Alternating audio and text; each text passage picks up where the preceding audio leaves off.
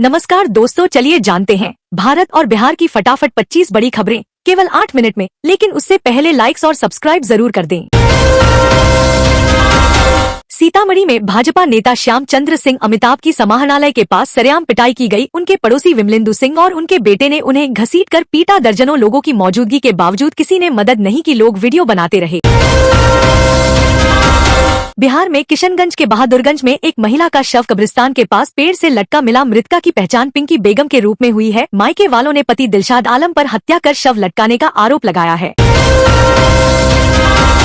बिहार में अरिया के मुसहरी चौक स्थित रंजीत की मुर्गे की दुकान में गैस सिलेंडर में आग लग गई। सुबह करीब 10 बजे हुई इस घटना से इलाके में अफरातफरी मच गई। दुकानदार ने तुरंत सिलेंडर बाहर निकाला, लेकिन आग बेकाबू रही। मुख्यमंत्री नीतीश कुमार ने मकर संक्रांति पर दही चूड़ा भोज के माध्यम से बिहार की राजनीति में महत्वपूर्ण संदेश दिए। उन्होंने चिराग पासवान और चेतन आनंद के आवास पर जाकर एनडीए गठबंधन की मजबूती और व्यक्तिगत संबंधों को दर्शाया।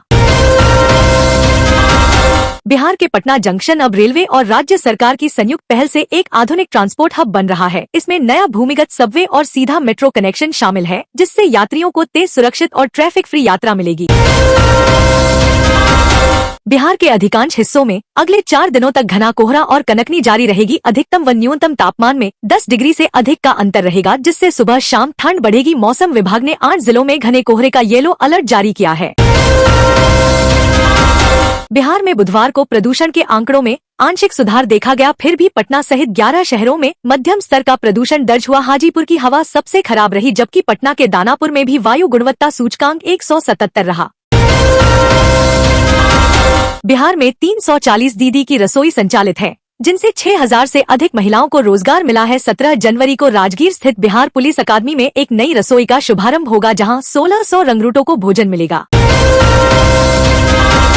पटना के भेटा स्थित बाजितपुर गांव में अंधविश्वास के चलते एक महिला की पीट कर हत्या कर दी गई। जूही देवी नामक महिला पर डायन होने का आरोप लगाकर पड़ोसियों ने हमला किया। बचाने आए परिजनों को भी पीटा गया।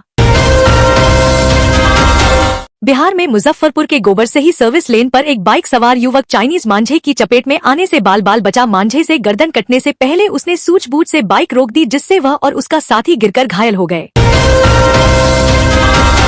वैशाली में सोनपुर के एएनएम प्रशिक्षण केंद्र की छात्राओं ने भोजन में कीड़े मिलने और निम्न गुणवत्ता के खिलाफ प्रदर्शन किया। उन्होंने अनुमंडल कार्यालय पहुंचकर एसडीओ से शिकायत की। छात्राओं ने आरोप लगाया कि दाल सब्जी में अक्सर कीड़े मिलते हैं।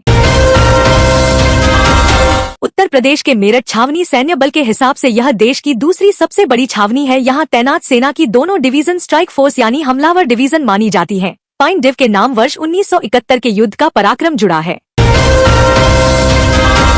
हापुड़ के ब्रजघाट में अब सीआईए एनजीओ की टीम श्रद्धालुओं की सुरक्षा और संदिग्धों पर नजर रखेगी। एसपी कुंवर ज्ञानंजय सिंह के आदेश पर यह टीम माघ मेला जैसे पर्वों पर पुलिस प्रशासन के साथ मिलकर काम करेगी।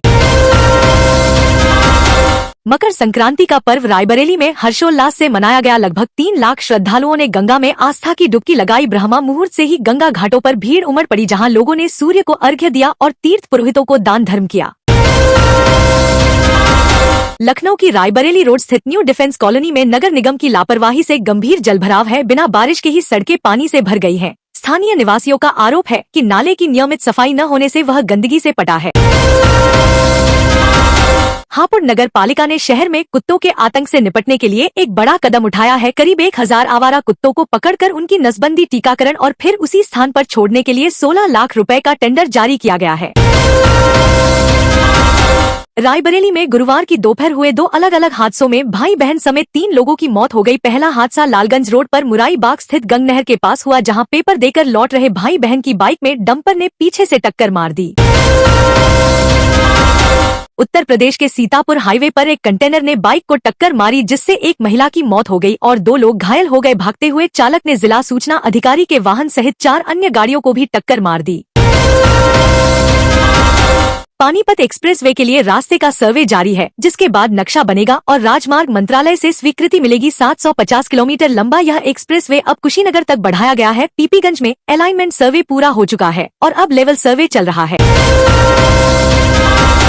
कानपुर में मकर संक्रांति पर्व गुरुवार को उत्साह से मनाया गया। भोर से ही श्रद्धालु गंगा स्नान के लिए घाटों पर पहुंचने लगे। कोहरे और ठंड के बावजूद आस्था की डुबकी लगाई। बिठूर के प्रमुख घाटों पर पुलिस व्यवस्था और लाइटिंग की गई थी। कानपुर में पश्चिमी विक्षोभ के कारण बर्फीली हवाएं चल रही हैं, जिससे रात का तापमान 4 से 5 डिग्री सेल्सियस तक गिर गया है। दिन में धूप के बावजूद सर्दी बनी हुई है। मौसम विभाग के अनुसार गुरुवार से 22 जनवरी तक कोहरे का असर रहेगा। प्रयागराज में मकर संक्रांति पर्व पर संगम में श्रद्धालुओं की भारी भीड़ उमड़ी है। देश विदेश से आए भक्त पुण्य की डुबकी लगाकर भाव विभोर हैं। 14 जनवरी से ही स्नान का क्रम जारी है और कड़ाके की ठंड के बावजूद आस्था अपने चरम पर है।